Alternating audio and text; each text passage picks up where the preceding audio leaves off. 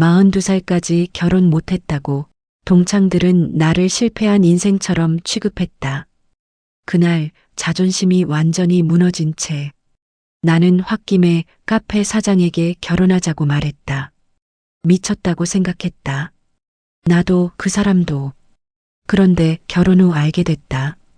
그의 카페는 이미 망하기 직전이었고 우린 빚더미 위에 서 있었다. 나 또 잘못 선택한 걸까? 모든 걸 포기하려던 순간 나는 전혀 예상 못한 진실을 마주하게 된다. 그리고 그 선택은 내 인생을 완전히 뒤집어 놓았다. 초대 메시지는 저녁 8시쯤 도착했다. 서유는 욕실에서 막 나온 참이었다. 수건으로 머리를 닦으며 소파에 털썩 앉는 순간 핸드폰 화면이 밝아졌다. 진동도 없이 조용히 그러나 눈에 잘 띄게. 단체 중학교 동창회 오랜만에 모여요. 이번엔 꼭 나와줘. 서유는 핸드폰을 집어들었다가 아무 말도 하지 않은 채 다시 내려놓았다. 화면이 꺼지도록 그냥 두었다. 수건은 여전히 손에 들린 채였다. 오랜만에 재회. 말은 반가웠다. 분명히 반가운 단어였다.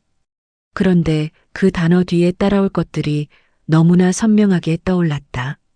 오랜만이라는 말이 실제로 무엇을 뜻하는지, 동창회 자리에서 그 말이 어떤 방식으로 쓰이는지 서유는 이미 너무 잘 알고 있었다. 결국 참석하기로 했다. 딱히 이유가 있었던 건 아니다. 가지 않으면 그것대로 이상하게 보일 것 같았고 피하는 것도 피곤한 일이었다. 무엇보다 스스로도 어딘가 증명하고 싶은 마음이 없지 않았다. 나 잘 지내고 있어 라는 걸 보여주고 싶다는 욕심은 아니었지만 그렇다고 완전히 없다고도 할 수 없었다. 장소는 시내 중심가의 이탈리안 레스토랑이었다. 나름 분위기 있는 곳이었다. 서유는 며칠 전부터 뭘 입을지 고민했고 결국 감색 원피스를 골랐다. 무난하지만 단정해 보이는 옷이었다. 과하지 않게 그러면서도 허름해 보이지 않게 그 미묘한 균형을 맞추는데 생각보다 많은 에너지를 썼다. 막상 도착하자 낯익은 얼굴들이 하나둘 눈에 들어왔다. 세월이 얼굴에 내려앉은 사람도 있었고 놀라울 정도로 변하지 않은 사람도 있었다. 서로 반갑다며 손을 잡고 오랜만이라며 어깨를 안았다. 처음 몇 분은 진짜 반가움이 있었다. 그 온도는 분명 진짜였다. 그런데 그 온도는 오래가지 않았다. 자리를 잡고 앉아 음식을 주문하고 나자 대화는 빠르게 일정한 방향으로 흘러가기 시작했다. 아이 이야기, 남편 이야기, 이사한 동네 이야기. 자연스럽게 아무도 의도하지 않은 것처럼 그러나 틀림없이 의도된 방식으로. 그리고 결국 그 시선이 서윤에게 닿았다. 서윤아, 너는 요즘 어떻게 지내? 물어본 건 지연이었다. 중학교 때부터 반장을 도맡아 하던 아이였다. 지금은 강남에서 남편과 함께 살며 아이 둘을 키우고 있다고 했다. 목소리는 다정했다. 눈빛도 크게 나쁘지 않았다. 그러나 그 질문이 실제로 묻고 있는 것이 무엇인지 서유는 정확히 알고 있었다. 그냥 잘 지내. 그냥? 일은 여전히 하고 있어? 응, 같은 회사. 잠깐의 침묵이 흘렀다. 누군가 와인잔을 들었고 누군가는 포크로 파스타를 돌렸다. 아직 혼자야? 이번엔 미영이었다. 미영은 서윤보다 1살 어렸고 대학 때 결혼해서 지금은 아이가 셋이었다. 질문하는 방식이 지연과는 달랐다. 더 직접적이고 더 거리낌이 없었다. 딱히 아기가 있어서가 아니라 그게 자연스럽다고 생각하는 사람 특유의 태도였다. 응, 세상에 나는 또 누군가 생겼나 했지. 이제는 좀 급하지 않아? 웃음이 따라붙었다. 테이블 여기저기서 작게 웃었다. 악의 없는 웃음이었다. 그게 더 문제였다. 아기가 있었다면 차라리 화를 낼 수 있었을 텐데. 서윤은 웃었다. 자연스럽게 보이도록 별거 아닌 것처럼. 급할 건 없지 뭐. 그래도 나이가 있잖아. 이제 42이면 솔직히. 미영은 말끝을 흐렸다. 흐린 것이 더 명확했다. 말하지 않아도 다 안다는 식의 그 여운이 끝까지 말하는 것보다 훨씬 깊이 파고들었다. 몸 관리는 어때? 나이 들면 임신도 힘들어진다고 하던데. 이번엔 처음 보는 얼굴이었다. 누군가의 소개로 처음 온 사람 같았는데 이름도 모르는 그 사람이 서윤을 걱정하듯 말했다. 걱정하는 척, 정확히는 그런 어조였다. 서윤은 물을 한 모금 마셨다. 대화는 계속됐다. 주제는 조금씩 바뀌었지만 본질은 바뀌지 않았다. 결혼, 출산, 나이. 그 세 가지가 서로 얽히고 풀리며 반복됐다. 누군가는 진짜로 걱정하는 것 같았고, 누군가는 그냥 말이 나왔을 뿐이었고, 누군가는 약간의 우월감을 즐기고 있는 것 같았다. 어느 쪽이 더 나쁜지는 모르겠다고 서윤은 생각했다. 그냥 다 피곤했다. 음식은 맛있었다. 와인도 괜찮았다. 오랜만에 만난 얼굴들이 내뿜는 에너지는 분명 활기찼다. 그런데 서윤은 자꾸만 의자 끝에 걸터앉는 기분이 들었다. 언제든 일어서야 할 것처럼. 이 자리에 완전히 속하지 못하는 것처럼. 화장실을 핑계로 잠깐 자리를 피했다. 세면대 앞에 서서 거울을 봤다. 감색 원피스는 여전히 단정했고 화장도 크게 흐트러지지 않았다. 겉모습은 아무 문제가 없었다. 그런데 눈이 이상했다. 뭔가 지쳐 있었다.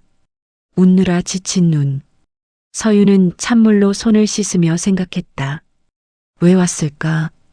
뭘 증명하고 싶었던 걸까? 아무것도 증명하지 못했다. 아니, 정확히는 아무것도 증명할 필요가 없었는데 와서 오히려 증명하지 못했다는 기분만 얻어갔다. 자리로 돌아가 마저 식사를 했다. 웃을 때 같이 웃었고 맞장구 칠 때 같이 맞장구를 쳤다. 능숙하게. 아무렇지 않은 척. 그 기술은 42살이 되도록 충분히 연마되어 있었다. 모임이 끝나고 나오는 길, 지연이 서윤의 팔을 살짝 잡았다. 그 사람들 말 너무 신경 쓰지 마. 다들 별 뜻 없이 한 말이야. 서윤은 알아 하고 웃었다. 별 뜻이 없다는 것, 그게 문제라는 걸 지연은 몰랐다. 별 뜻이 없으니까 더 자연스럽게, 더 자주, 더 깊이 박히는 것이었다. 의도가 없는 상처가 오히려 방어하기 어렵다는 것을. 택시를 잡았다. 뒷좌석에 앉아 창밖을 바라보는 동안 도시의 불빛이 빠르게 지나쳐갔다. 서윤은 가방을 무릎 위에 올려놓고 아무 생각도 하지 않으려 했다. 그러나 생각은 멈추지 않았다. 42. 노처녀. 혼자. 급하지 않냐고. 이제는 힘들지 않냐고. 그 단어들이 저녁 내내 조금씩 쌓여서 지금 이 순간 한꺼번에 무게를 내리눌렀다. 서윤은 창문에 이마를 살짝 기댔다. 차갑고 딱딱한 유리였다. 그 차가움이 오히려 정신을 들게 했다. 처음으로 스스로를 초라하게 느꼈다. 그 감정이 낯설었다. 살면서 여러 번 힘든 적은 있었지만 초라하다는 감각은 달랐다. 다른 사람이 나를 어떻게 보는지가 실제로 나에게 영향을 미쳤다는 뜻이었다. 그 사실이 더 불편했다. 집에 도착해 현관문을 닫는 순간 서윤은 감색 원피스 그대로 소파에 앉았다. 조명도 켜지 않았다. 도시의 불빛이 창문을 통해 실내를 희미하게 채웠다. 한참을 그렇게 있었다. 전화기 화면이 다시 켜졌다. 단체 채팅방에 사진들이 올라오고 있었다. 오늘 저녁 자리의 사진들. 다들 웃고 있었다. 서윤도 사진 안에 있었다. 잘 웃고 있었다. 완벽하게 아무렇지도 않은 얼굴로. 서윤은 핸드폰을 뒤집어 놓았다. 그리고 눈을 감았다. 잠이 오지 않는다는 걸 알면서도 오늘 밤은 길 것 같았다. 며칠이 지났다. 서윤은 그 며칠을 별다른 일 없이 보냈다. 회사에 갔고, 일을 했고, 집에 돌아왔다. 밥을 먹었고, 씻었고, 잠을 청했다. 겉으로는 평소와 다르지 않은 하루들이었다. 그러나 어딘가 속이 빈 것 같은 느낌이 사라지지 않았다. 동창회 자리에서 가져온 그 감각이 며칠이 지나도록 완전히 가시지 않았다. 초라하다는 감정은 처음에는 낯설었는데 며칠을 함께 지내다 보니 조금씩 익숙해지는 것 같아서 그게 더 불편했다. 익숙해지면 안 된다고 생각했다. 그러나 생각과 감정은 늘 다른 방향으로 움직였다. 어느 날 퇴근길이었다. 특별한 이유는 없었다. 그냥 집으로 곧장 돌아가기가 싫었다. 텅 빈 집에 들어가서 조명을 켜고 혼자 밥을 차려 먹고 혼자 TV를 보다가 혼자 잠드는 그 순서가 그날따라 유독 선명하게 떠올랐다. 나쁜 삶이 아니었다. 불행한 삶도 아니었다. 그런데 그날은 왠지 그 순서를 따르고 싶지 않았다. 발걸음이 평소와 다른 방향으로 향했다. 골목 안쪽으로 조금 들어가면 작은 카페가 있었다. 지나다닐 때마다 눈에 들어오긴 했지만 들어간 적은 없었다. 체인점도 아니고 유명한 곳도 아니었다. 간판은 단순했고 유리창 너머로 보이는 내부는 조용했다. 사람이 많지 않았다. 그게 오늘따라 오히려 마음에 들었다. 문을 열었다. 작은 종이 낮게 울렸다. 내부는 예상보다 아늑했다. 나무 소재의 테이블과 의자, 벽 한쪽을 가득 채운 낡은 책들, 은은한 조명. 유행하는 인테리어와는 거리가 있었지만 그래서 오히려 꾸며진 느낌이 없었다. 누군가 실제로 살고 있는 공간 같은 분위기였다. 손님은 서윤 말고 한 명뿐이었다. 창가에 노트북을 펼쳐놓고 조용히 일하는 사람. 그 사람도 곧 자리를 떴다. 그러자 공간이 완전히 서윤 혼자만의 것이 되었다. 카운터 안쪽에 남자가 있었다. 서윤보다 몇 살 위로 보이는 키가 조금 큰 사람이었다. 앞치마를 두르고 뭔가를 닦고 있었는데 서윤이 들어오자 자연스럽게 고개를 들었다. 반갑다는 표정도 어서 오라는 과한 미소도 없었다. 그냥 왔구나 하는 눈빛이었다. 뭐 드릴까요? 물었다기보다는 건넨 것 같은 말투였다. 아메리카노요. 따뜻하게. 네. 그뿐이었다. 짧고 간결했다. 불친절한 건 아니었다. 필요한 말만 하는 사람의 방식이었다. 서윤은 창가에서 조금 떨어진 자리에 앉았다. 가방을 옆에 내려놓고 코트를 벗어 등받이에 걸었다. 핸드폰을 꺼내 들었다가 아무것도 볼 생각이 없다는 걸 깨닫고 다시 내려놓았다. 그냥 앉아 있었다. 커피가 나왔다. 남자가 직접 가져다 주었다. 머그컵이었다. 종이컵이 아니라 묵직한 도자기 머그컵. 테이블에 내려놓는 동작이 조용했다. 소리가 거의 나지 않았다. 감사합니다. 네. 그리고 돌아갔다. 서윤은 커피를 한 모금 마셨다. 뜨겁고 진했다. 과하게 쓰지 않으면서도 밍밍하지 않은 정확히 적당한 농도였다. 좋은 커피라는 걸 첫 모금에 알 수 있었다. 창밖을 바라봤다. 퇴근 시간의 골목이었다. 사람들이 바쁘게 지나쳤다. 저마다의 방향으로, 저마다의 속도로. 서윤은 그 풍경을 바라보며 아무 생각도 하지 않으려 했다. 며칠 만에 처음으로 머릿속이 조용해지는 것 같았다. 카페 안은 음악이 낮게 깔려 있었다.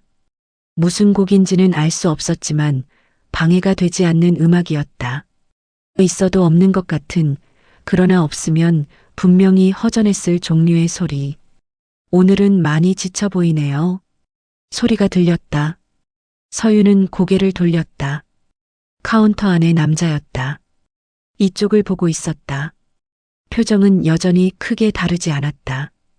동정하는 것도 말을 걸고 싶어서 억지로 꺼낸 것도 아닌 것 같았다.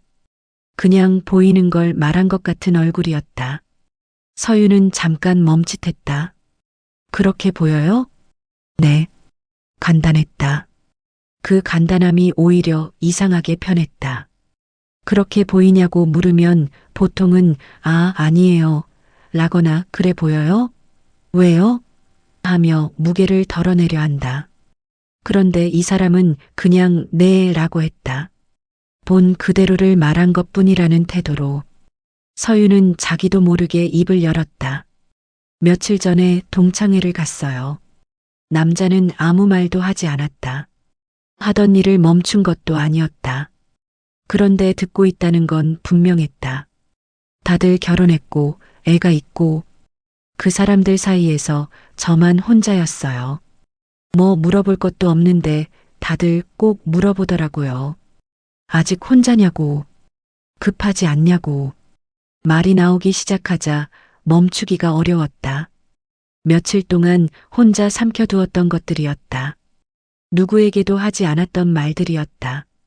가까운 친구에게도, 직장 동료에게도 굳이 꺼낼 필요가 없다고 생각했는데 지금 이 낯선 공간에서 이름도 모르는 사람 앞에서 생각보다 쉽게 나왔다. 웃으면서 넘겼는데 집에 오니까 이상하게 기분이 안 좋더라고요. 초라한 기분? 그런 게 들었어요. 남들 말에 이렇게 흔들리는 게 싫은데. 남자는 여전히 말이 없었다. 커피잔을 닫고 있었다. 그 동작이 멈추지 않았다. 그런데 그게 나쁘지 않았다. 듣고 있다는 게 과하게 표시되지 않아서 오히려 더 말하기 편했다. 42이에요, 저. 요즘 세상에 그게 뭐가 대수라고. 말해놓고 나서 서유는 조금 웃었다. 쓸쓸한 웃음이었다.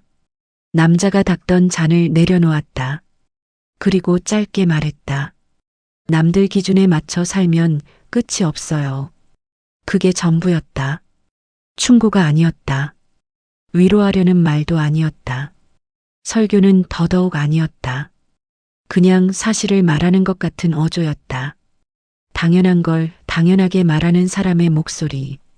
서유는 그 말을 들으며 아무 대답도 하지 않았다. 할 말이 없어서가 아니었다. 그 말이 어딘가에 정확히 닿았기 때문이었다.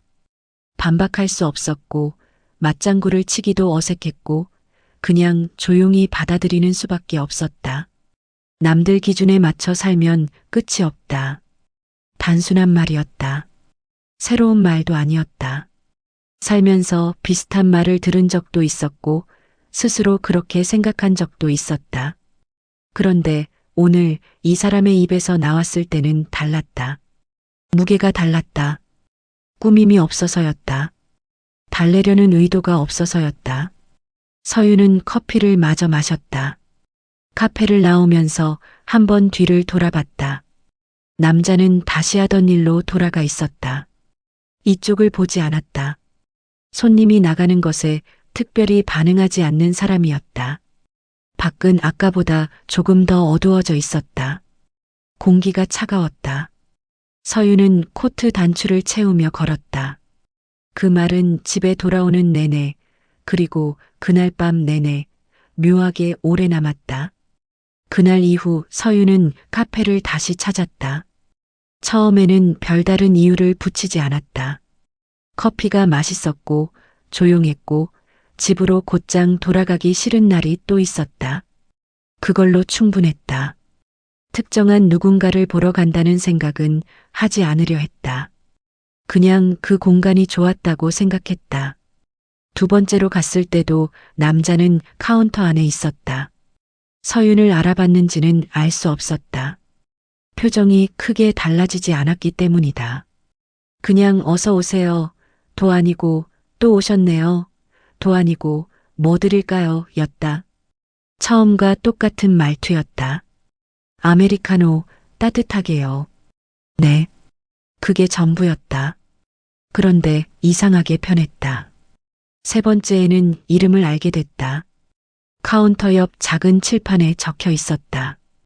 오늘의 원두 소개 아래 작게 사장 태준이라고. 서윤은 그걸 보고 처음으로 이 사람에게 이름이 있다는 걸 실감했다. 이상한 말이지만 그런 느낌이었다. 네 번째쯤부터는 자연스럽게 말이 오갔다. 태준이 먼저 말을 꺼는 경우는 드물었다. 그러나 서윤이 무언가를 꺼내면 짧게, 그러나 정확하게 받아쳤다. 말을 부풀리지 않았고 공감한다는 표현을 과하게 쓰지 않았다. 그 방식이 처음에는 약간 낯설었지만 익숙해지자 오히려 그게 더 진심처럼 느껴졌다. 언제부터인가 서윤은 카페에서 1시간 이상을 보내기 시작했다. 처음엔 커피 한 잔을 마시고 나오는 게 전부였는데 어느 순간부터 두 번째 잔을 시키고 있었다. 태주는 두 번째 잔을 가져다 줄 때 가끔 말을 덧붙였다. 오늘 날이 많이 풀렸네요 라거나 이 원두는 처음 써보는 건데 어때요 같은 것들. 대단한 말이 아니었다. 그런데 그 사소한 말들이 쌓이면서 둘 사이에는 조금씩 무언가가 생겨났다. 서윤은 그걸 굳이 이름 붙이려 하지 않았다. 한 달쯤 지났을 무렵 태준이 카페 마감 후에 밥을 먹자고 했다. 특별한 제안처럼 하지 않았다. 문 닫으러 나가려는데 서윤이 아직 자리에 있었고 태준이 자연스럽게 말했다. 밥은 먹었어요? 아니요, 아직. 근처에 괜찮은데 알아요. 같이 가도 되면. 그게 시작이었다. 그날 이후로 가끔 함께 밥을 먹었다. 마감 후 늦은 저녁이었다. 거창하지 않은 자리였다. 동네 국밥집이거나 24시간 하는 분식집이거나. 태주는 비싼 곳을 고르지 않았고 서윤도 그걸 좋아했다. 꾸미지 않아도 되는 자리가 편했다. 함께 있는 시간은 생각보다 조용했다. 말이 많지 않았다. 서로 침묵을 채우려 하지 않았다. 밥을 먹으면서 아무 말도 안 하다가 문득 떠오른 것을 꺼내고 상대가 짧게 받고 또 잠깐 조용해지는 시기였다. 그런데 그 침묵이 불편하지 않았다. 어색하지도 않았다. 오히려 이 사람과 함께하는 침묵은 혼자 있는 것과는 다른 종류의 고요함이었다. 서윤은 그 차이를 생각했다. 혼자 있는 침묵은 텅 빈 것 같은데 이 사람과 있는 침묵은 꽉 차 있는 것 같았다. 설명하기 어려운 감각이었다. 어느 저녁이었다. 날이 꽤 쌀쌀했다. 태준이 카페 문을 잠그고 나왔을 때 서윤은 입구 쪽 벤치에 앉아 기다리고 있었다. 그날따라 퇴근이 일찍 끝났고 달리 갈 곳이 없었다. 오늘 일찍 왔네요. 네, 그냥요. 둘은 근처 작은 포장마차로 걸었다. 오뎅 국물이 끓고 있었고 사람이 별로 없었다. 자리를 잡고 앉아 따뜻한 국물을 마셨다. 태준이 캔맥주를 하나 더 시켰다. 서윤도 받았다. 차가운 캔이었는데 마시자 속이 금세 따뜻해졌다. 바깥 공기는 여전히 쌀쌀했다. 대화는 별것 없이 흘렀다. 오늘 카페에 손님이 많았다는 것, 신메뉴를 고민 중이라는 것, 서윤이 맡고 있는 프로젝트가 마무리 단계라는 것. 사소하고 일상적인 이야기들이었다. 맥주가 한 캔 더 나왔고 서윤은 이미 살짝 기분이 좋아진 상태였다. 알코올의 약한 편은 아니었지만 오늘은 빈속이었고 날이 차가웠고 오랫동안 혼자 삼켜왔던 것들이 많았다. 말이 먼저 나왔다. 생각보다 빠르게. 우리 결혼할래요? 정적이 흘렀다. 서윤 본인도 놀랐다. 입에서 나온 말인데 뇌가 따라가지 못하는 기분이었다. 취기 탓이라고 하기엔 그렇게 많이 마시지 않았고 충동이라고 하기엔 어딘가 오래 묵어있던 것이 나온 것 같기도 했다. 정확히 뭐라고 설명할 수 없었다. 그냥 나왔다. 태주는 캔을 내려놓았다. 아무 말도 하지 않았다. 표정도 크게 변하지 않았다. 당황했는지 안 했는지도 가늠하기 어려웠다. 그냥 조용히 자신의 캔 위에 맺힌 물방울을 손가락으로 닦으며 생각하는 것 같았다. 서윤은 말을 보충하려다가 멈췄다. 농담이었어요. 라고 하면 거짓말이었고, 진심이에요. 라고 하면 너무 빨리 나선 것 같았다. 그래서 그냥 있었다. 내뱉은 말이 공기 중에 떠 있는 걸 보면서 한참 후에 태준이 말했다. 가볍게 시작하지는 말아요. 거절이 아니었다. 그렇다고 수락도 아니었다. 그런데 묘하게 아니라는 말은 아니었다. 서윤은 그 말의 의미를 천천히 헤아렸다. 가볍게 시작하지 말자는 건 시작할 수도 있다는 뜻이었다. 다만 그 무게를 알고 시작하자는 것. 충동이 식고 나서도 같은 생각이면 그때 다시 이야기하자는 것. 알아요. 서윤이 대답했다. 둘은 그날 더 많은 말을 하지 않았다. 국물을 마저 마셨고 자리에서 일어나 각자의 방향으로 걸었다. 헤어지면서 태준이 말했다. 내일 카페 와요. 올게요. 그게 전부였다. 그런데 다음날 서윤은 카페에 갔고 태준은 평소처럼 아메리카노를 내렸고 서윤은 자리에 앉았고 둘은 짧게 눈을 마주쳤다. 그 눈빛 안에 어젯밤의 말이 아직 있었다. 사라지지 않고. 그로부터 며칠 뒤 태준이 먼저 꺼냈다. 생각해봤어요. 저도요. 후회 안 할 것 같아요? 서윤은 잠깐 생각했다. 정직하게 대답하려면 확신할 수 없다고 해야 했다. 그러나 하지 않겠다고 할 수도 없었다. 그 사이 어딘가에 진짜 대답이 있었다. 모르겠어요. 근데 안 하면 더 후회할 것 같아요.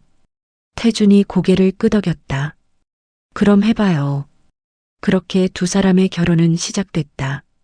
대단한 고백이 있었던 것도 아니고 오랜 연애 끝에 자연스럽게 맺어진 것도 아니었다.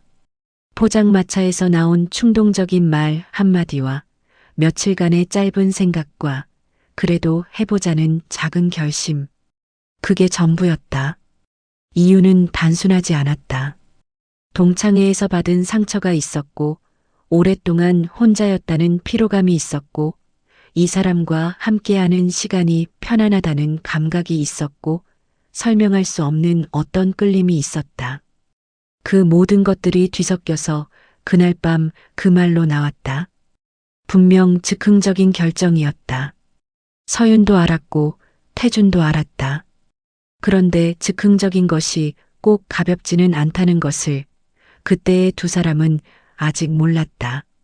결혼은 조용하게 이루어졌다. 식은 따로 하지 않았다. 양쪽 가족에게 간단히 알리고 서류를 냈고 그걸로 끝이었다. 태주는 원래 조용한 사람이었고 서윤도 굳이 크게 치르고 싶지 않았다. 결혼식이라는 형식보다 그 이후의 생활이 더 중요하다고 생각했다. 적어도 그때는. 서윤은 짐을 옮겼다. 태준이 카페 위층에 살고 있었는데 공간이 넓지는 않았지만 정돈된 곳이었다. 물건이 많지 않고 있어야 할 것만 있는 집. 서윤의 짐이 들어오면서 공간이 조금 달라졌다. 화장대가 생겼고 신발장이 더 찼고 냉장고 안에 먹지 않던 종류의 음식들이 들어왔다. 태주는 그 변화에 아무 말도 하지 않았다. 좋다고도 불편하다고도 그냥 받아들이는 사람이었다. 서윤은 처음에 그게 무던하다고 생각했다.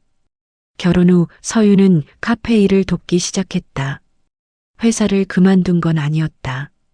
오전에 출근해서 오후에 퇴근하고 카페가 바쁜 저녁 시간에 잠깐씩 합류하는 시기였다. 처음엔 어색했다.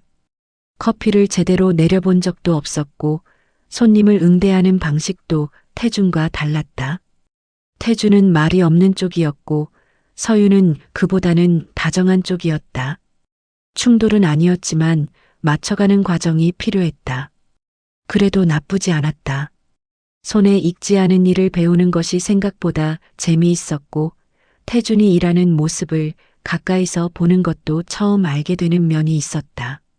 커피에 대해 이야기할 때 태준은 평소보다 말이 많아졌다. 원두의 산지, 로스팅 정도, 추출 방식에 따라 달라지는 맛. 그 이야기를 할 때의 태준은 뭔가 다른 사람 같았다. 서유는 그 모습이 좋았다. 한 달쯤은 그렇게 지나갔다. 바쁘고 낯설고 그러면서도 나름대로 굴러가는 생활이었다. 그러던 어느 날 오후였다. 태준이 외출한 사이 서유는 카페 한쪽 구석에 서랍을 정리하고 있었다. 영수증과 메모지들이 뒤섞여 있었고 오래된 것들을 정리해 두려던 참이었다. 서랍 안쪽에서 서류 봉투가 하나 나왔다. 특별히 숨겨둔 것 같지는 않았다. 그냥 거기 있었다. 서유는 무심코 열었다. 숫자들이 눈에 들어왔다. 대출 잔액, 미납고지서, 몇 달치 매출 내역. 숫자를 읽으면서 처음엔 무슨 의미인지 파악이 되지 않았다. 그러다 천천히 그리고 갑자기 전체 그림이 보였다.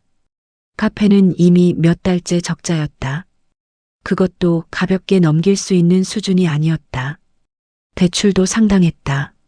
서류에는 은행 이름과 날짜와 숫자들이 깔끔하게 적혀 있었는데 그 깔끔함이 오히려 더 무겁게 느껴졌다. 서유는 한참을 그 자리에 서 있었다. 태준이 돌아온 건 그로부터 1시간쯤 뒤였다.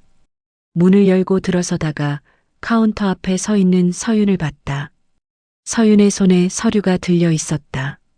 태준의 발걸음이 멈췄다.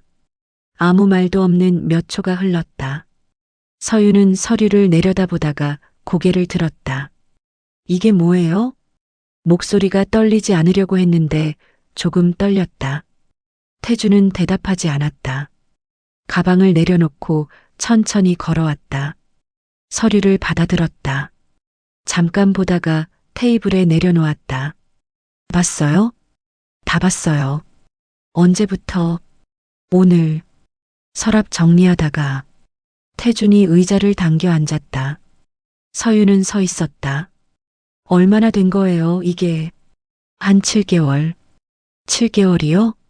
서유는 숫자를 다시 한번 머릿속에서 굴렸다. 7개월. 자신들이 처음 만난 것보다 더 전부터였다. 왜 말 안 했어요? 태준은 대답하지 않았다. 테이블 위에 서류를 바라보고 있었다. 태준 씨, 말하면 당신이 떠날까봐. 낮고 조용한 목소리였다. 변명하는 것도 아니고 사과하는 것도 아닌 그냥 사실을 말하는 어조였다. 서유는 그 말을 듣고 잠시 아무것도 할 수 없었다. 충격과 배신감이 동시에 밀려왔다. 충격은 숫자에서 왔고 배신감은 그 문장에서 왔다.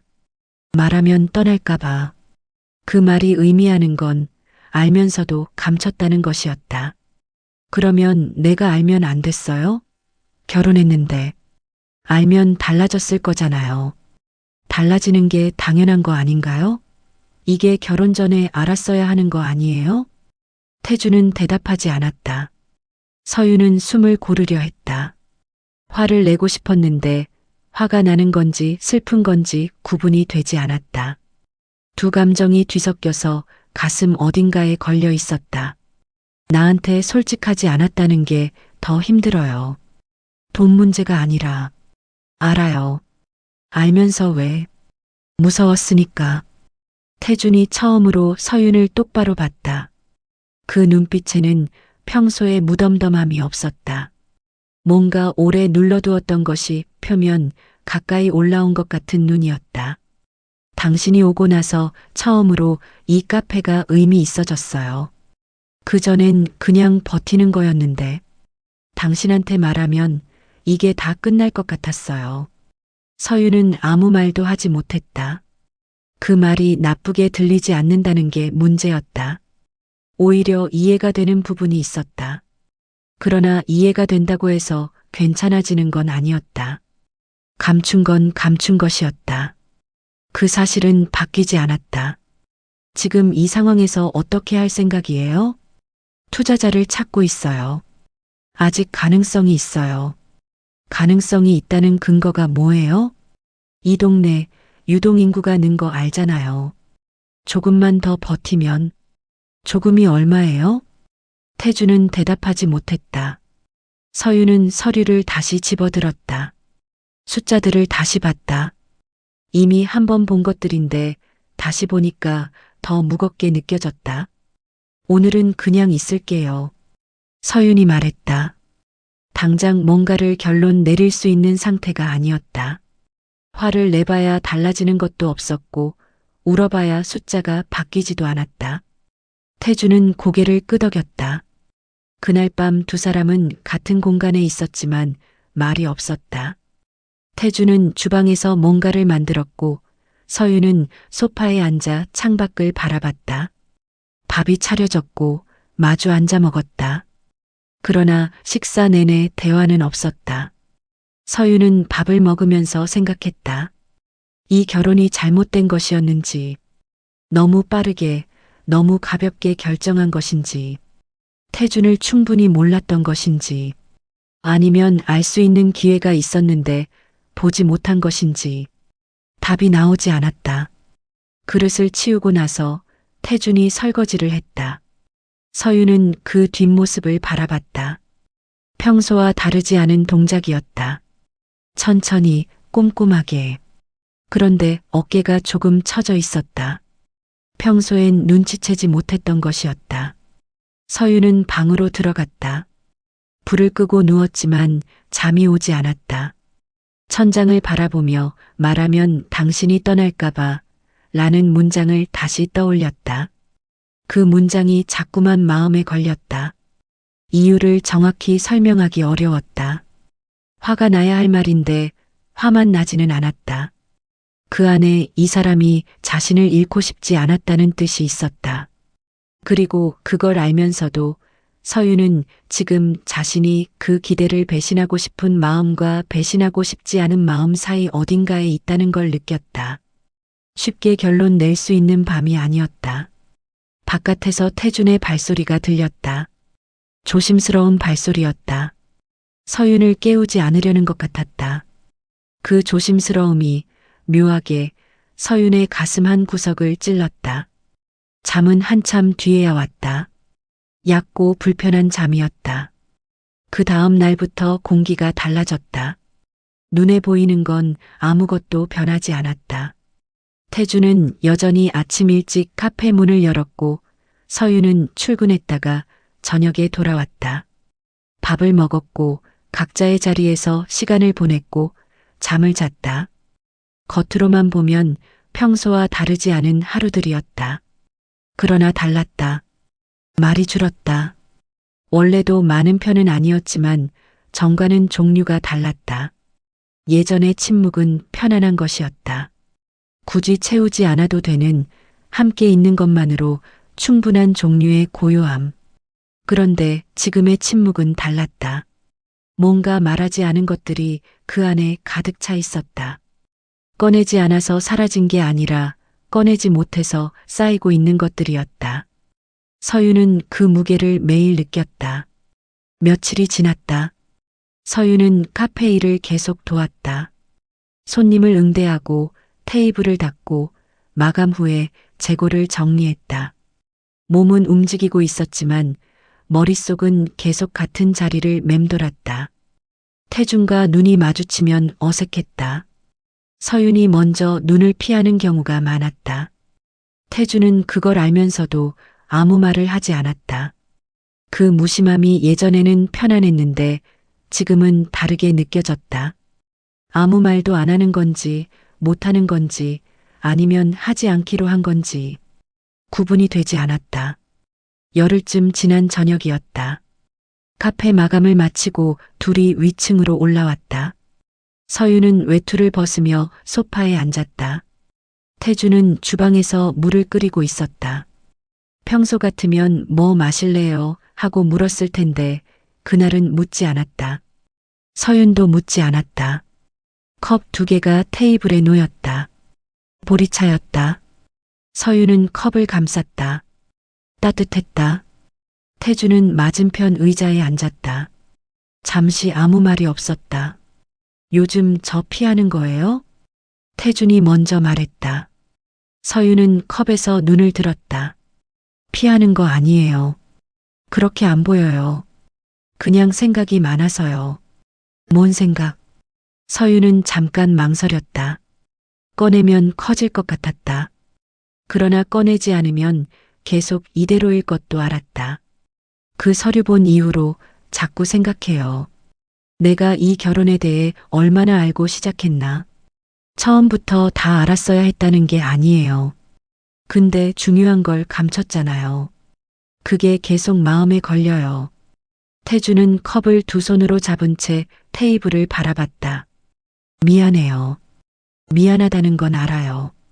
근데 미안하다고 해결이 되는 건 아니잖아요. 말이 조금 날카롭게 나왔다. 서유는 그걸 느꼈지만 고치지 않았다. 지금은 부드럽게 말할 수 있는 상태가 아니었다. 그럼 어떻게 하면 돼요? 태준의 목소리가 낮아졌다. 물어보는 건지 따지는 건지 경계가 애매한 어조였다. 모르겠어요. 그걸 내가 정해줘야 해요? 내가 먼저 말했어야 하는 건 맞아요. 근데 지금 와서 내가 할 수 있는 게 뭔지 모르겠어요. 나도 모르겠어요. 침묵이 흘렀다. 보리차에서 김이 올라왔다. 서유는 그 김을 바라보다가 말했다. 태준 씨는 카페가 지금 이 상황인 거 알면서 나한테 말하지 않으면서 어떻게 괜찮았어요? 괜찮지 않았어요. 그럼 그냥 하루하루였어요. 오늘 하루 버티면 되는 거라고. 당신한테 말하는 순간 다 끝날 것 같아서 계속 그렇게 생각했어요? 내가 알면 떠날 거라고. 태주는 대답하지 않았다. 그 침묵이 대답이었다. 서유는 창문 쪽으로 시선을 돌렸다. 바깥은 이미 어두웠다. 가로등 불빛이 창문에 반사되고 있었다. 나를 그렇게 봤다는 게 더 속상해요. 그런 뜻이 아니었어요. 그럼 무슨 뜻이에요? 말하면 떠날 것 같다는 게 나를 그만큼 믿지 않았다는 거잖아요. 태준이 고개를 들었다. 당신이 아니라 상황을 믿지 못한 거예요. 이 카페가 내가 충분하지 않을 것 같았어요. 그 말에 서유는 잠깐 말을 잃었다. 달랐다. 분명히 달랐다. 서윤을 믿지 못한 것과 자기 자신을 믿지 못한 것은 그런데 결과는 같았다. 감췄다는 사실은 바뀌지 않았다. 이유가 다르다고 해서 서윤이 겪은 배신감이 사라지지는 않았다. 당신, 나랑 왜 결혼했어요? 서윤이 물었다. 조용한 질문이었다. 날카롭게 던진 게 아니었다. 진짜 묻고 싶었다. 처음부터 묻고 싶었는지도 몰랐다. 태주는 잠시 있다가 되물었다. 그럼 당신은요? 나 사랑해서였어요? 서유는 아무 말도 하지 못했다. 그 질문은 너무 정확했다. 피할 수 없었다. 홧김이었다고 하기엔 그것만은 아니었고, 사랑이었다고 하기엔 확신할 수 없었고, 그 사이 어딘가라고 하기엔 너무 무책임한 대답이었다. 모르겠어요. 나도 몰라요. 태준이 말했다. 담담했다. 그 담담함이 서윤에게는 차갑게 들렸다. 모른다고요? 처음부터 완전히 알고 시작한 것도 아니잖아요, 우리. 그건 당신도 알잖아요. 그래도 모른다고 하면 안 되는 거 아닌가요, 지금. 거짓말하는 것보다 낫잖아요. 서윤은 더 이상 말을 잇지 못했다. 틀린 말이 아니었다. 오히려 솔직한 말이었다. 그런데 솔직한 말이 언제나 듣기 좋은 건 아니었다. 지금이 딱 그랬다. 정직한데 아팠다. 맞는 말인데 상처가 됐다. 자리에서 일어났다. 오늘은 그냥 자야 할 것 같아요. 태주는 붙잡지 않았다. 서유는 방으로 들어갔다. 문을 닫았다. 소리가 나지 않게 조용히 닫았는데 그 조용함이 오히려 더 단단한 것 같았다. 불을 끄고 침대에 누웠다. 눈을 감으면 아까의 대화가 재생됐다. 당신은요, 나 사랑해서였어요. 그 질문이 머릿속에서 사라지지 않았다. 사랑이었냐고 물으면 모르겠다는 것이 솔직한 대답이었다. 그런데 그 물음이 결혼을 가볍게 시작한 자신에 대한 것인지, 태준에 대한 감정이 아직 불분명한 것인지, 아니면 둘 다인지, 그것조차 명확하지 않았다. 다음 날도 그 다음 날도 비슷했다. 말은 더 줄었다. 필요한 말만 했다. 카페 관련된 것들, 장을 봐야 한다는 것, 오늘 몇 시에 들어오느냐는 것, 그 이상은 나오지 않았다. 나오지 않은 게 아니라 꺼낼 수가 없었다. 태주는 피곤해 보였다. 원래도 늘 바빴지만 요즘은 다른 종류의 피곤함이 얼굴에 올라와 있었다. 서윤의 눈빛을 견디기 힘들어한다는 것을 서윤도 알았다. 알면서도 눈빛을 바꿀 수가 없었다. 크게 다툰 건 그로부터 며칠 후였다. 사소한 것에서 시작됐다. 서윤이 카페 발주 내역을 확인하다가 태준에게 묻지 않고 진행한 항목을 발견했다. 작은 일이었다. 금액도 크지 않았다. 그런데 서윤은 그걸 보는 순간 오랫동안 눌러두었던 것들이 한꺼번에 올라오는 걸 느꼈다. 이건 왜 나한테 말 안 했어요? 작은 거라서요. 작은 것도 말해줘야 하는 거 아닌가요? 우리 같이 하는 거잖아요. 서윤 씨 바쁜 것 같아서요. 그게 이유예요? 목소리가 높아졌다. 서윤도 알았다. 이게 발주 때문이 아니라는 것을. 그러나 멈출 수 없었다. 맨날 나한테 말 안 하잖아요. 중요한 것도 작은 것도. 내가 여기서 뭘 하는 건지 모르겠어요. 태준의 표정이 굳었다. 내가 언제 맨날 그랬어요. 카페 상황 몇 달 동안 말 안 했잖아요. 그것도 맨날이에요? 그건 다른 문제잖아요. 다른 문제예요? 나는 같은 문제로 보이는데. 불편한 건 숨기고 말해도 될 것 같을 때만 말하고. 태준이 하던 일을 멈추고 서윤을 봤다.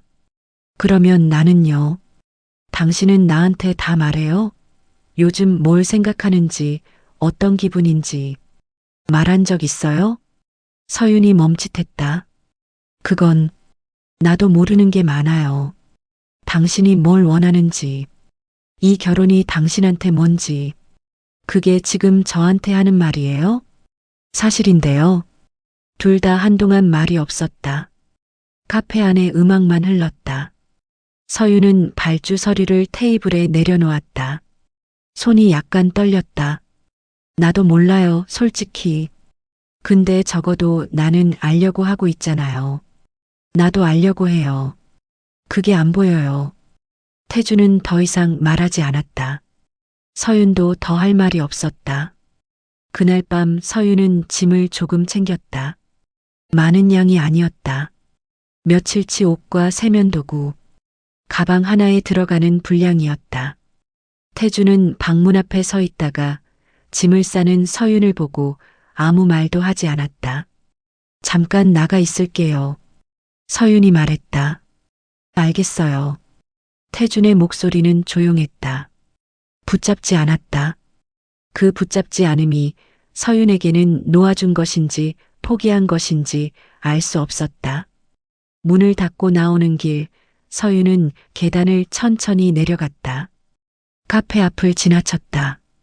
유리창 너머 카페 안이 보였다. 태준과 처음 마주쳤던 그 공간. 낯선 위로를 처음 받았던 곳. 그 공간이 지금은 낯설었다. 서윤은 걸었다. 어디로 가는지는 생각하지 않은 채. 친구 혜진의 집이었다. 특별히 사정을 설명하지 않았다. 전화해서 며칠 있어도 되냐고만 물었다. 혜진은 왜라고 묻지 않고 바로 와라고 했다. 오래된 친구의 좋은 점이었다. 이유를 먼저 묻지 않는다는 것. 짐을 풀고 혜진이 내준 방에 앉아 있는데 그제야 실감이 났다. 나왔구나. 집에서 나왔구나. 이상하게 눈물이 나오지 않았다. 울 것 같았는데 막상 앉아 있으니 그냥 멍했다. 텅 빈 것 같기도 하고 뭔가 가득 찬 것 같기도 한 이상한 상태였다. 혜진은 차를 한 잔 가져다 주고 아무것도 묻지 않았다. 그냥 옆에 앉아 있었다. 한참을 그렇게 있다가 서윤이 먼저 말했다. 나 결혼했어. 혜진이 잠깐 멈췄다가 말했다. 알아. 연락 왔었잖아. 잘 알지도 못하는 사람이랑 했어. 카페 사장? 응. 근데 카페가 적자였어. 몇 달째. 나는 결혼하고 나서 알았고. 혜진은 차를 한 모금 마셨다. 뭐라고 해야 할지 고르는 것 같았다. 많이 힘들었겠다. 힘든 건지 화가 난 건지도 모르겠어. 그냥 복잡해. 나왔으니까 좀 쉬어. 생각은 나중에 해도 돼. 서유는 고개를 끄덕였다. 그날 밤은 그냥 잤다.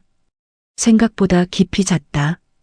며칠 만에 처음으로 제대로 잠든 것 같았다. 첫째 날은 아무것도 하지 않았다. 혜진은 출근했고 서유는 혼자 집에 있었다. 소파에 누워 있다가 창밖을 바라보다가 다시 누웠다. 핸드폰을 몇 번 들여다봤다. 태준에게서 연락은 오지 않았다. 서윤도 연락하지 않았다. 처음엔 그 침묵이 서운했다. 한 번쯤은 연락이 올 줄 알았다. 어디 있냐고, 밥은 먹었냐고, 아니면 그냥 잘 있냐고라도. 그런데 아무것도 없었다. 그 없음이 처음엔 섭섭했다가 시간이 지나면서 다르게 읽혔다. 기다려주는 것일 수도 있었다. 태준다운 방식으로. 그러나 첫째 날엔 그 해석이 잘 되지 않았다. 그냥 서운했다. 둘째 날 저녁 혜진이 퇴근하면서 치킨을 사왔다. 식탁에 마주 앉아 먹으면서 혜진이 조심스럽게 물었다. 그 사람 어때? 사람 자체는. 서유는 치킨 한 조각을 내려놓으며 생각했다. 나쁜 사람은 아니야. 진짜로. 말수가 적고 표현을 잘 안 하는데 그렇다고 나쁜 의도가 있는 사람은 아니야. 근데 중요한 걸 숨겼잖아. 숨긴 게 아니라고 하더라. 말하면 내가 떠날 것 같아서 못한 거라고. 혜진이 잠깐 생각하다가 말했다. 그게 더 복잡하다. 응, 그게 더 복잡해. 나쁜 의도로 속인 거랑 무서워서 못 말한 거랑 다르긴 한데. 그렇다고 괜찮은 것도 아니고. 그러니까. 서유는 맥주를 한 모금 마셨다. 근데 있잖아, 혜진아. 나도 완전히 떳떳하지는 않아. 왜? 나도 처음부터 이 결혼에 대해서 솔직하지 않았어. 동창회 자리에서 상처받고 홧김에 한 말이 시작이었어. 그 사람한테 그 얘기 제대로 한 적 없어. 혜진이 치킨을 먹다 멈췄다. 그럼 그 사람도 모르고 있어? 아마도. 둘 다 서로한테 제대로 말 안 한 거네. 응. 둘 다 잠시 말이 없었다. 혜진이 먼저 말했다. 그거 알면서 나온 거야? 알면서 나온 게 아니라 나와서 알게 된 것 같아. 셋째 날부터 생각이 달라지기 시작했다. 아침에 일어나서 혼자 커피를 내렸다. 혜진이 사다 놓은 캡슐 커피였다. 마시면서 창밖을 보는데 문득 태준이 커피를 내리던 모습이 떠올랐다. 그 모습이 구체적으로 떠올랐다. 손의 각도, 물을 붓는 속도, 잔을 테이블에 내려놓을 때의 조용한 동작. 별것 아닌 장면들인데 왜인지 선명했다. 그리고 그 뒤로 다른 것들도 따라왔다. 아무 말 없이 건네던 따뜻한 커피. 서윤이 힘들어 보인다고 먼저 말했던 날. 마감 후 늦은 밥을 먹으러 걸어가던 골목. 포장마차에서 차가운 캔을 손에 쥐고 아무 말도 하지 않던 시간. 그 시간들이 전부 가짜였던 건 아니었다. 서유는 커피잔을 두 손으로 감쌌다. 태준이 항상 그러던 것처럼. 그 동작이 언제부터 자신에게 옮아왔는지 몰랐다. 나흘째 되던 날 오후 혜진이 퇴근하기 전에 전화가 왔다. 모르는 번호였다. 받았더니 여자 목소리였다. 잠깐 어리둥절하다가 알아챘다. 태준의 여동생이었다. 한번 인사를 나눈 적이 있었다. 언니, 오빠한테 연락 좀 해주시면 안 돼요? 서유는 잠깐 말이 없었다. 왜요? 요즘 밥을 잘 안 먹는 것 같아서요. 제가 카페 들렀더니 오빠 얼굴이 많이 안 좋더라고요. 많이 안 좋아요? 그냥 좀 지쳐 보였어요. 뭔가 있는 건 알겠는데 오빠가 말을 안 하니까 언니가 연락 한 번만 해주시면 안 될까 해서요. 서유는 뭐라고 대답해야 할지 몰랐다. 생각해 볼게요. 전화를 끊고 나서 한동안 핸드폰을 손에 쥔 채 있었다. 밥을 잘 안 먹는다는 말이 머릿속에 남았다. 태주는 규칙적인 사람이었다. 카페를 열기 전에 반드시 밥을 먹었고 마감 후에도 간단하게라도 챙겨 먹었다. 그게 안 된다는 건 그만큼 상태가 좋지 않다는 뜻이었다. 서유는 핸드폰을 내려놓았다가 다시 들었다가 또 내려놓았다. 연락하고 싶은 마음이 있었다. 그런데 지금 연락하면 자신이 돌아가겠다는 뜻으로 읽힐 것 같았다. 아직 그 결심이 서지 않았다. 아니, 정확히는 돌아가고 싶은 마음과 아직 더 있고 싶은 마음이 뒤섞여서 어느 쪽인지 알 수 없었다. 결국 연락하지 않았다. 닷새째 밤이었다. 혜진과 소주를 마셨다. 많이 마시지는 않았다. 한 잔씩 천천히. 혜진이 물었다. 솔직히 물어봐도 돼? 응. 그 사람 생각해? 서유는 잔을 내려놓으며 말했다. 계속 생각해. 보고 싶어? 응. 처음으로 그 말을 소리 내어 했다. 혼자 생각하는 것과 입 밖에 내는 것은 달랐다. 말로 꺼내고 나니 더 선명해졌다. 그럼 돌아가야 하는 거 아니야? 돌아간다고 다 해결되는 건 아니잖아. 해결하러 가는 게 아니잖아. 보고 싶으면 보는 거지. 서유는 소주잔을 손가락으로 돌렸다. 무서워. 뭐가? 돌아갔는데도 달라지는 게 없으면, 또 같은 자리에서 같은 감정을 느끼면. 혜진이 잠깐 생각하다가 말했다. 있잖아, 서유나. 달라지는 게 없을 수도 있어. 근데 달라질 수도 있잖아. 지금 여기 있으면 어느 쪽인지도 모르잖아. 그렇긴 해. 그리고 솔직히 말할게. 나는 내가 무서워서 안 가는 건지 진짜 준비가 안 된 건지 구분이 잘 안 돼. 근데 내가 그 사람 얘기를 할 때 표정 보면. 표정이 어때? 혜진이 웃었다. 많이 다르거든. 서유는 아무 말도 하지 않았다. 창밖에 비가 오기 시작했다. 소리가 먼저 들렸다. 빗소리는 조용했다. 서유는 그 소리를 들으며 생각했다. 태준이 비 오는 날을 좋아했다. 손님이 줄어드는 날이라서 좋아하는 게 아니었다. 빗소리가 카페 안을 다른 공간처럼 만든다고 했다. 그 말이 떠올랐다. 그리고 또 떠올랐다. 처음 카페에 갔던 날. 남들 기준에 맞춰 살면 끝이 없어요. 라고 했던 그 말. 그 말을 들었을 때의 감각. 그것이 전부 계산된 것이었을 리 없었다. 태주는 그런 사람이 아니었다. 보이는 걸 말하고 느끼는 걸 천천히 꺼내는 사람이었다. 서툴지만 거짓이 없는 사람. 서유는 그걸 알면서도 상처받은 것이었다. 그리고 상처받은 것은 사실이었다. 그 두 가지가 동시에 맞을 수 있었다. 거짓이 없는 사람도 잘못을 할 수 있고 잘못이 있어도 믿을 수 있는 사람일 수 있다는 것을. 이 며칠 동안 서유는 조금씩 그 사실을 받아들이고 있었다. 엿새째 아침 서유는 혼자 짐을 쌌다. 혜진은 아직 자고 있었다. 쪽지를 남겼다. 고마웠어. 덕분에 생각 정리됐어. 나중에 밥 살게. 가방을 들고 나오는데 혜진 방문이 열렸다. 응. 잘 생각했어? 서유는 잠깐 멈추다가 말했다. 잘 생각했는지는 모르겠어. 근데 여기 더 있어봐야 답이 안 나올 것 같아. 혜진이 고개를 끄덕였다. 연락해. 응. 현관문을 나서는데 혜진이 뒤에서 말했다. 서윤아. 응? 내가 뭘 원하는지 알았으면 해. 남들 때문도 아니고 무서워서도 아니고 진짜 내가. 서윤은 돌아보지 않은 채 손을 흔들었다. 계단을 내려오면서 그 말을 되새겼다. 진짜 내가 원하는 것.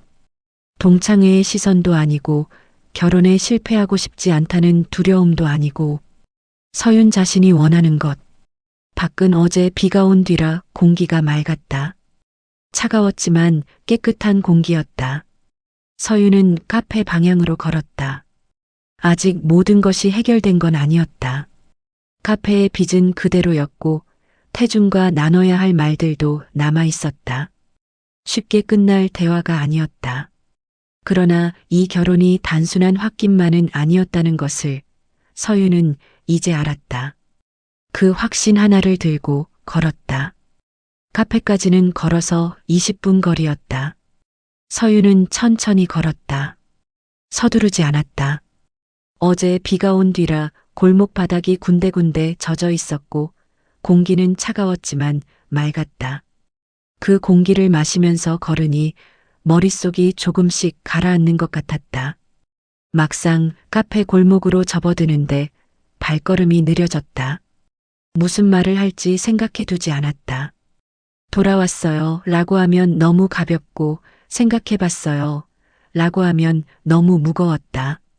그냥 문을 열고 들어가면 되는데 그 단순한 동작이 갑자기 어렵게 느껴졌다.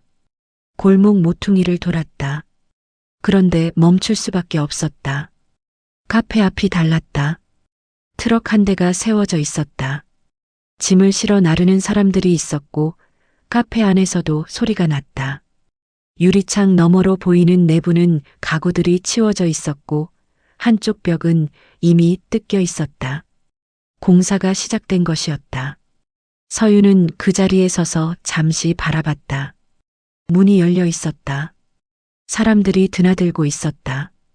서윤은 천천히 걸어 들어갔다. 먼지 냄새와 나무 냄새가 섞여 있었다. 평소에 커피 향은 없었다. 태주는 안쪽에 있었다. 공사 인부 중 한 명과 뭔가를 이야기하고 있었다. 도면 같은 걸 펼쳐놓고 손가락으로 짚어가며 설명하는 중이었다. 서윤이 들어오는 걸 눈치채지 못한 것 같았다. 서윤은 그냥 서 있었다. 태준이 고개를 돌렸다. 눈이 마주쳤다. 태준은 잠깐 굳었다. 놀란 것인지 당황한 것인지 아니면 둘 다인지 알 수 없는 표정이었다. 그 표정이 오래가지 않았다. 금세 원래대로 돌아왔다. 인부에게 짧게 말하고 서윤 쪽으로 걸어왔다. 왔어요. 물음도 아니고 감탄도 아닌 확인하는 것 같은 말이었다. 네. 언제? 방금요. 태주는 서윤을 잠깐 봤다가 주변을 둘러봤다. 여기 지저분한데 위로 올라갈래요? 아니요. 여기서 얘기해도 돼요. 공사 소리가 간간히 들렸다. 사람들이 오가는 공간이었다. 조용한 자리가 아니었다. 그런데 서윤은 오히려 그게 나쁘지 않았다. 너무 조용한 공간에서 마주 앉으면 말이 더 어려울 것 같았다. 이게 다 뭐예요? 서윤이 주변을 가리키며 물었다. 태주는 잠깐 망설였다. 리모델링이요. 언제 결정한 거예요? 당신 나간 다음 날. 서윤은 그 대답을 되새겼다. 당신이 나가고 나서 생각했어요. 이대로 두면 안 되겠다고. 카페를요? 카페도 나도. 태준이 낮게 말했다. 서윤은 아무 말도 하지 않았다. 태준이 먼저 걸었다. 공사 인부들과 떨어진 구석 쪽으로. 서윤이 따라갔다. 뜯어낸 벽재들이 한쪽에 쌓여 있었고 그 앞에 두 사람이 섰다. 투자자 찾고 있다고 했잖아요. 서윤이 말했다. 네. 됐어요? 한 군데 이야기되고 있어요.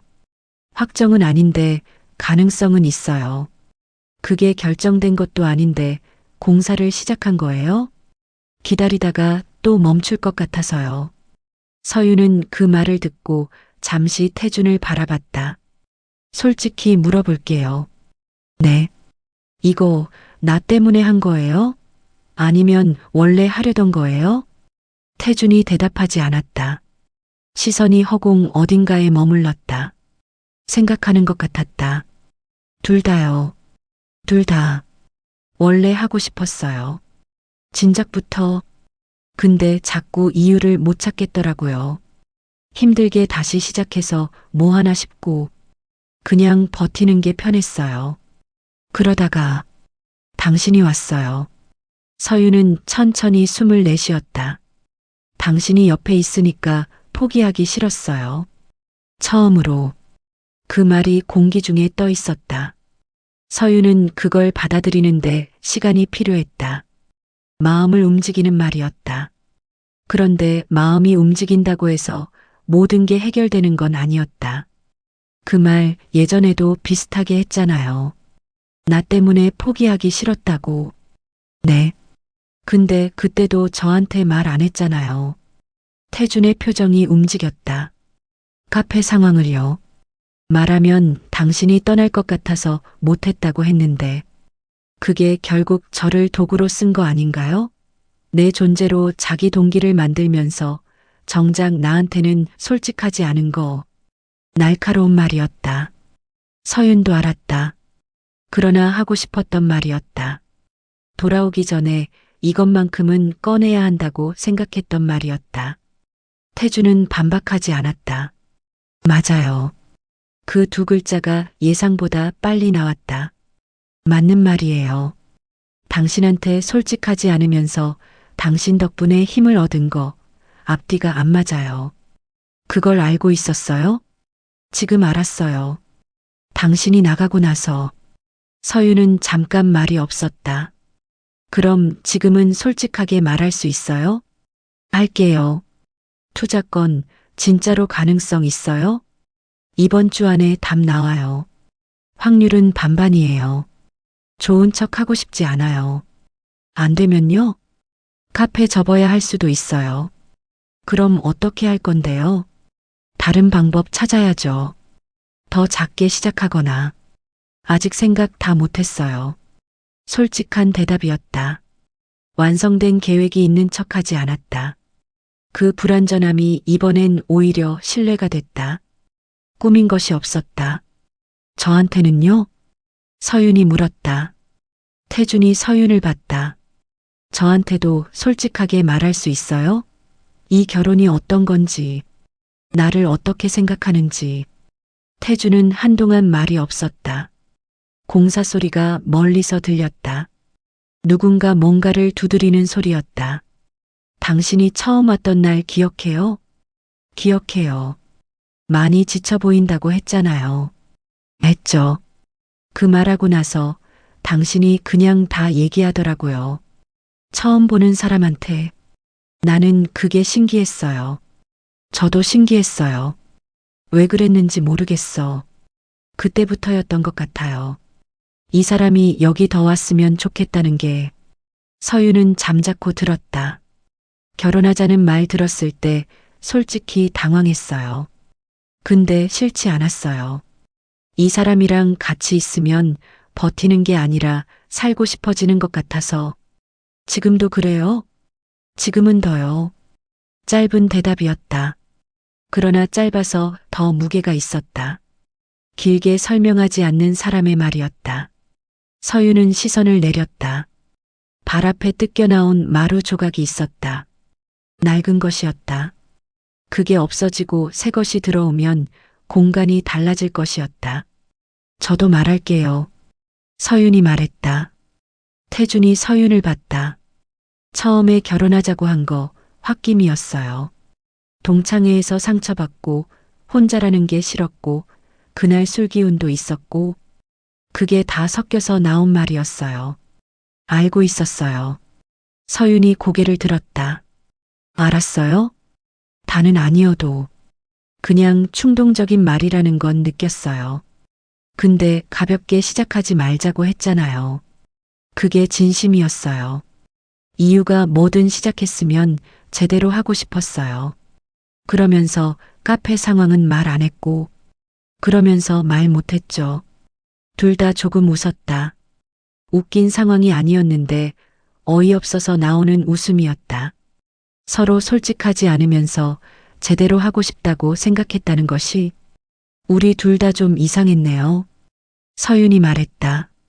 이상했죠. 앞으로는 말해요.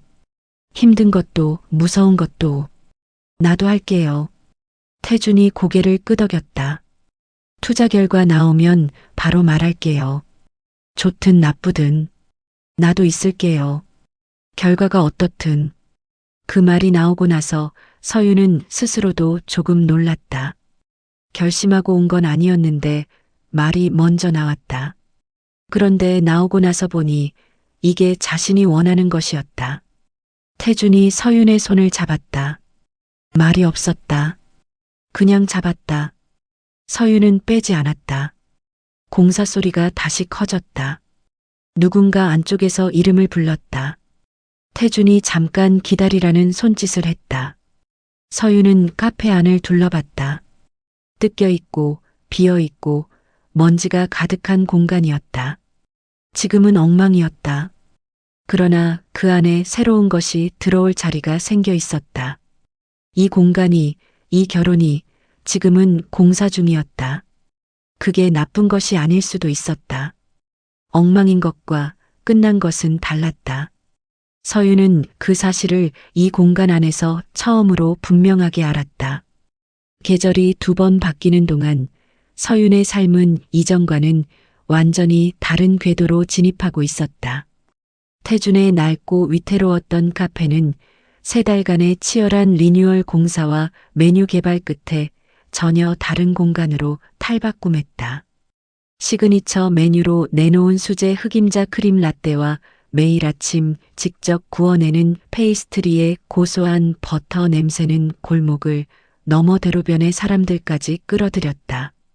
단순히 감성만 파는 곳이 아니라 맛과 진정성으로 승부하겠다는 태준의 고집이 마침내 빛을 발한 것이다. 주말이면 카페 앞에는 긴 대기줄이 늘어섰고 지역 맘카페와 SNS를 통해 입소문이 퍼지면서 매출은 과거 적자에 허덕이던 시절과는 비교조차 할 수 없을 만큼 수직 상승했다. 매일 밤 마감을 끝내고 텅 빈 매장에서 정산 영수증을 확인할 때면 서윤은 종종 눈시울이 붉어졌다. 그것은 단순한 숫자가 아니라 2 사람이 바닥에서부터 서로의 상처를 하차주며 기어 올라온 생존의 증거였기 때문이다. 그러던 어느 늦은 가을 저녁 원두 재고를 정리하던 서윤의 핸드폰 화면이 짧은 진동과 함께 밝아졌다. 동창회 연말 모임 공지. 이번 주 토요일 저녁 7시 강남 라메르 호텔 뷔페. 다들 필참인 거 알지? 화면 속 문자열을 읽어내려가는 서윤의 눈동자가 미세하게 흔들렸다. 1년 전 그녀의 나이와 비혼 상태를 안주 삼아 물어뜯던, 그리고 홧김에 태준의 손을 잡게 만들었던 바로 그 물이었다. 그날의 서늘했던 조소와 은근한 무시가 혀끝에 쓴맛으로 되살아났다. 무슨 연락이에요? 표정이 굳었는데. 뒤에서 다가온 태준이 그녀의 어깨에 가만히 손을 얹으며 물었다. 그의 손바닥에서 전해지는 묵직하고 따뜻한 체온에 서윤은 흠칫 놀라며 핸드폰을 엎어놓았다. 아, 동창회 연락이요. 연말이라 모이자고 하네요. 1년 전에 당신을 그렇게 힘들게 했다던 그 모임 말입니까? 태준의 목소리는 낮고 차분했지만 그 안에는 아내를 향한 깊은 걱정이 배어 있었다. 서윤은 씁쓸하게 웃으며 고개를 끄덕였다. 안 가도 됩니다. 당신을 깎아내리면서 자기들 우월감 채우는 사람들 굳이 다시 마주할 필요 없어요. 우리가 지금 얼마나 치열하게 또 행복하게 살고 있는지 그 사람들은 알 필요도 없고요. 태준의 말은 위로가 되었지만 서윤의 마음 한구석에서는 알 수 없는 불씨가 타오르기 시작했다. 피하고 싶지 않았다. 1년 전에 그녀는 자격지심에 도망치듯 자리를 떴고 현실 도피처럼 이 남자에게 매달렸다. 하지만 지금의 그녀는 달랐다. 남편의 빚과 절망을 함께 짊어졌고 스스로의 손으로 무너진 모래성을 콘크리트 성벽으로 다시 쌓아 올린 사람이었다. 아니요. 갈 거예요. 서윤 씨. 그때의 나는 그 사람들의 시선에 갇혀서 헐떡이던 바보였지만 지금은 아니잖아요. 내가 어떤 선택을 했고 그 선택을 어떻게 정답으로 만들었는지 내 두 눈으로 직접 확인하고 싶어요. 남들에게 보여주기 위해서가 아니라 나 자신에게 증명하기 위해서요. 단호한 서윤의 눈빛을 가만히 응시하던 태주는 이내 옅은 미소를 지으며 그녀의 머리카락을 부드럽게 넘겨주었다. 알겠습니다. 대신 나도 같이 가겠습니다. 모임 장소 앞까지 데려다 줄게요. 토요일 저녁 강남의 고급 호텔 뷔페안은 화려한 샹들리에 조명과 사람들의 들뜬 목소리로 가득 차 있었다. 서윤은 너무 튀지 않으면서도 기품이 흐르는 차콜색 캐시미어 코트를 걸치고 약속된 프라이빗 룸의 문을 열었다. 어머, 서윤아, 진짜 오랜만이다. 너 안 나오는 줄 알았어. 가장 먼저 호들갑스럽게 서윤을 반긴 것은 1년 전 가장 날카로운 비수를 꽂았던 지연이었다. 그녀는 명품 로고가 선명하게 박힌 카디건을 걸친 채 서윤을 위아래로 훑어보며 교묘한 미소를 짓고 있었다. 테이블에는 이미 67명의 동창들이 자리를 잡고 와인잔을 기울이는 중이었다. 오랜만이네, 다들. 서윤이 여유로운 미소와 함께 자리에 앉자 사람들의 시선이 일제히 그녀에게로 집중되었다. 그들의 눈빛에는 반가움보다 짙은 호기심, 정확히는 어디 얼마나 망가졌나를 확인하고 싶어 하는 관음증적인 기대가 서려 있었다. 서윤이 너 소문 들었어. 카페 하는 남자랑 갑자기 결혼했다며? 우리한테 청첩장도 안 돌리고 너무한 거 아니야? 맞아. 홧김에 결혼했다는 말이 있던데 사실이야? 야, 너 원래 눈 엄청 높았잖아. 사짜 직업 아니면 안 만난다고 하더니. 가벼운 농담을 가장한 무례한 질문들이 테이블 위로 날아들었다. 과거의 서윤이었다면 얼굴이 붉어지며 변명하기 급급했겠지만 지금의 그녀는 테이블 위에 놓인 차가운 탄산수를 한 모금 마시며 평온하게 대답했다.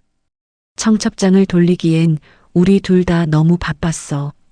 가식적인 예식보다는 서로한테 집중하는 게 낫다고 생각했거든. 그리고 홧김에 한 결혼 완전히 틀린 말은 아니야. 시작은 꽤 즉흥적이었으니까. 그녀의 순순한 인정에 지연의 눈이 반짝였다. 먹잇감을 찾은 맹수처럼 그녀가 몸을 앞으로 기울이며 물었다. 꺼봐. 내 말이 맞지? 그런데 요새 자영업자들 다 죽어난다던데 남편분 카페는 괜찮아?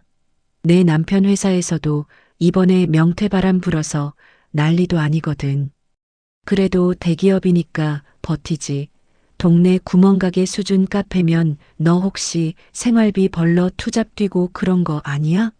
손이 좀 거칠어진 것 같기도 하고. 지연의 말에 몇몇 동창들이 입을 가리고 크크거리며 웃었다. 걱정을 가장한 완벽한 조롱이었다. 서윤은 자신의 손등을 내려다보았다. 에스프레소 머신을 다루고 매일 뜨거운 물에 식기를 씻느라 과거의 고운 티는 사라졌지만 그 대신 단단한 굳은 살이 훈장처럼 박혀 있었다. 서윤은 고개를 들어 지연의 눈을 똑바로 응시했다.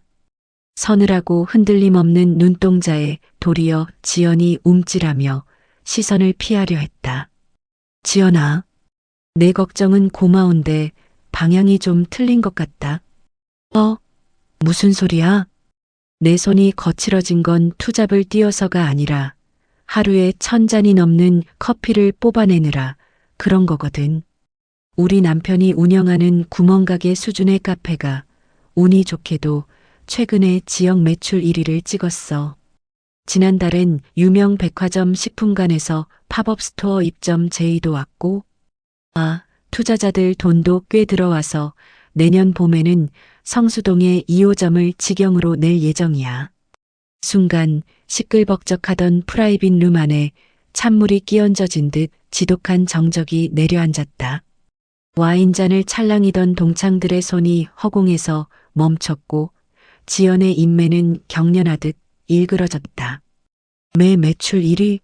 성수동의 2호점? 응. 남편이 혼자 하긴 벅차서 내가 아예 공동대표로 들어가서 운영 총괄을 맡고 있거든. 요새는 프랜차이즈화 준비하느라 세무사랑 법무사 만나는 게 내주된 일과야. 내 남편 대기업 명퇴 걱정한다고 했지? 혹시 나중에 상황 안 좋아지면 연락해.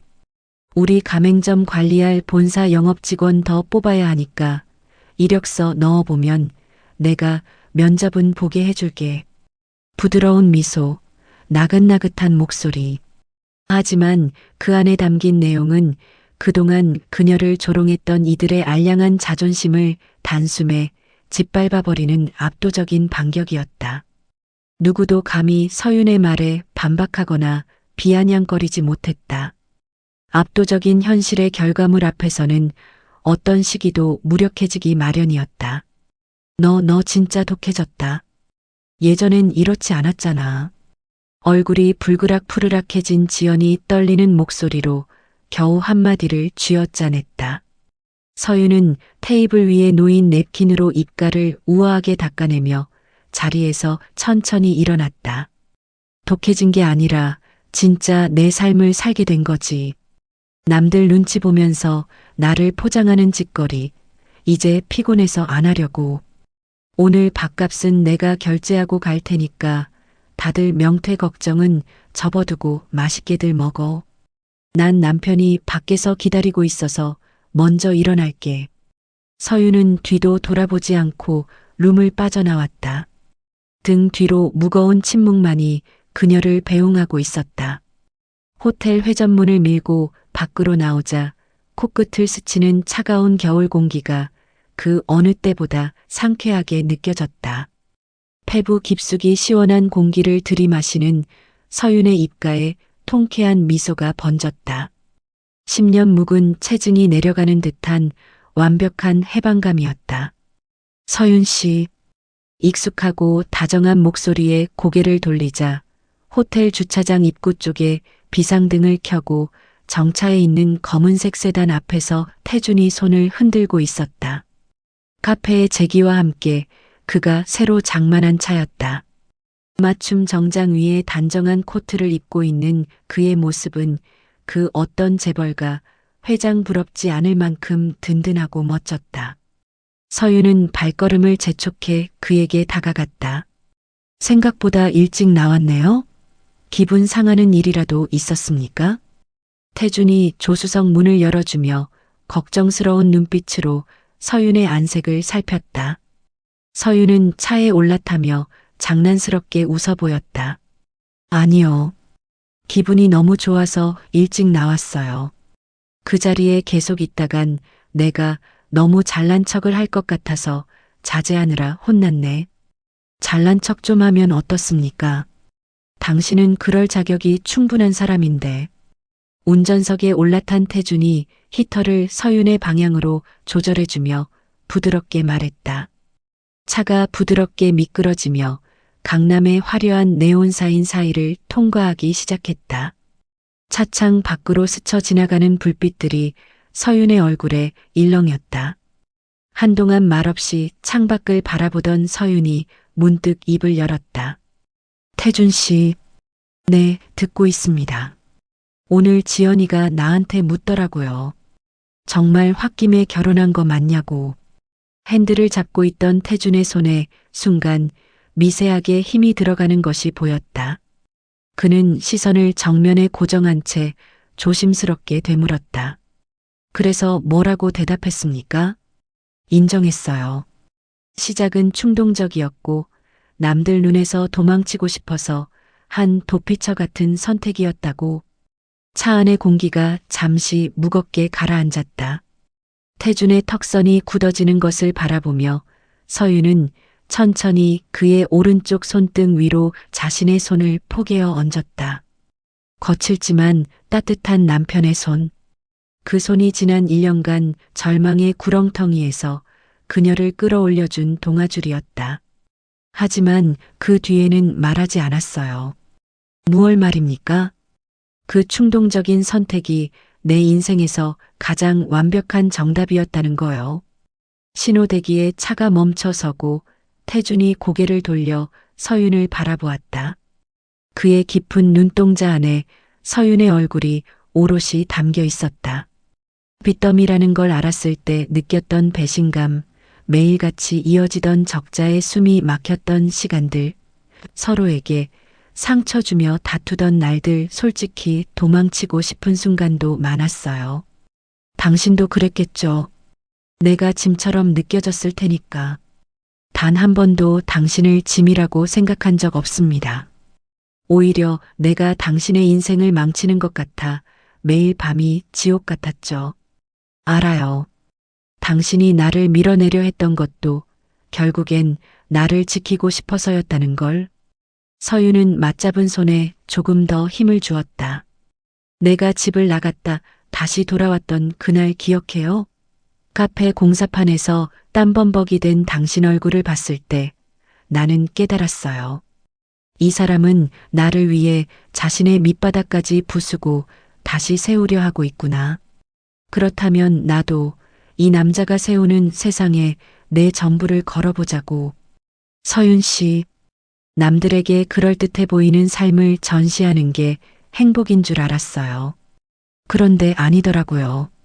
진짜 행복은 무너진 폐허 속에서도 서로의 손을 놓지 않고 벽돌을 하나하나 다시 쌓아 올리는 그 지독한 과정 속에 있었어요.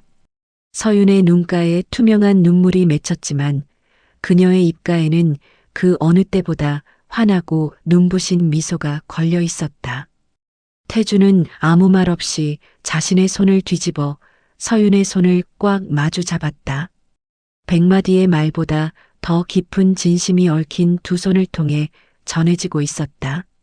그때의 선택, 후회 안 해요?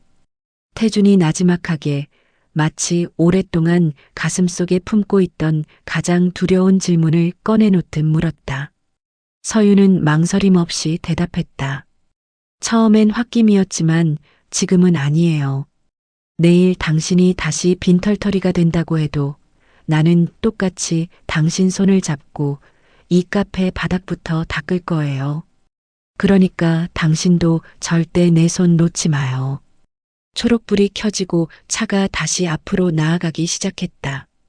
차창 밖으로 펼쳐진 한강의 야경이 두 사람의 앞날을 축복하듯 찬란하게 빛나고 있었다. 서윤은 이제 더 이상 남들의 시선에 갇혀 자신의 가치를 재단하지 않는다. 행복은 남들에게 증명하는 것이 아니라 스스로 선택하고 땀 흘려 만들어가는 숭고한 결과물이라는 것을 그녀는 너무도 잘 알고 있었기 때문이다. 그녀가 선택한 이 남자, 이 삶과 함께라면 앞으로 어떤 폭풍우가 몰아쳐도 굳건히 서 있을 수 있다는 확신? 그것이 42살, 늦은 나이에 그녀가 찾아낸 인생의 진짜 해답이었다.